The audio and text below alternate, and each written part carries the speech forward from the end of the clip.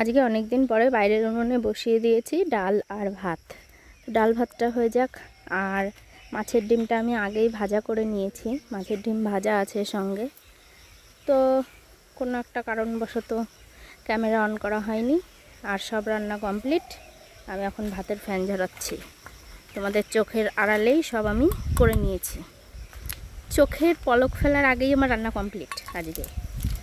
তো ওই যে ভাতের ফ্যানটা ঝরিয়ে নিলাম, আর এবারে আমি থালায় ভাতটা বেড়ে নেব। সুন্দর করে একটা মাটির থালা নিয়ে নিয়েছি, মাটির থালায় আমি ভাতটাও নিয়ে নিলাম।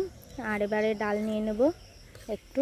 এটা হচ্ছে মটর ডাল রান্না করেছিলাম, তো ডালটাও দিয়ে দিচ্ছি থালায়, পড়ে যাচ্ছিল আর কি বেঁধে।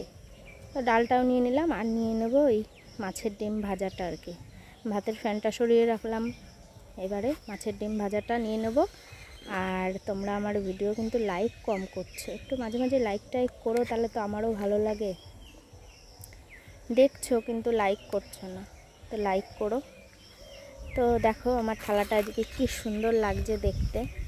একটু বেশি করে মাছের ডিম ভাজা নিয়ে নিলাম, আর একটু থাক, বরকে দেবো, ছেলেকে দেবো, আর এটুকু আমি খাবো। দেখো কি সুন্দর